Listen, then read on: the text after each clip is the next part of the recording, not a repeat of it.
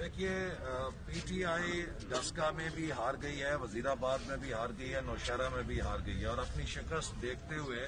انہوں نے 23 polling station کے پریزائڈنگ آفیسرز کو انتظامیہ کے ساتھ مل کر اغوا کیا، جن کا رات بھر ریٹرننگ آفیسر اور الیکشن کمیشن تلاش کرتے رہے، اور صبح کے وقت انہیں جب پیش کیا گیا انتظامیہ کے ذریعے تو وہ جعل سازی کا رزلٹ لے کر آئے، اور اس میں جعل سازی اس قدر نمایاں تھی کہ ایک اسکول کا بچہ بھی اس رزلٹ کو دیکھ کے یہ جان سکتا تھا کہ یہ جعلی نتیجے بنائے گئے ہیں، جبکہ پورے حلقے کے اندر 35-40% ووٹوں کا تناسب تھا، اور جو وہ نتیجہ لے کر آئے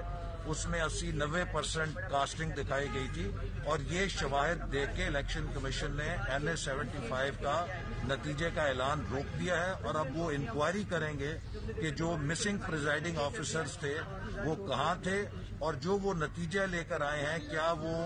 بوگس ہیں یا اصلی ہیں، اور جب یہ تحقیقات ہوں گی اس کی روشنی میں پھر فیصلہ ہوگا۔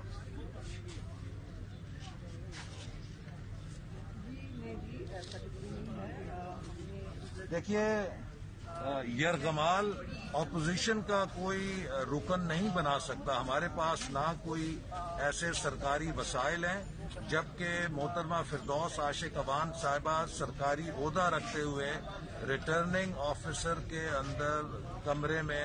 دھاڑتی ہوئی آئیں، اور انہوں نے جو بدتمیزی کی وہاں پہ موجود پی ٹی آئی کے لوگوں نے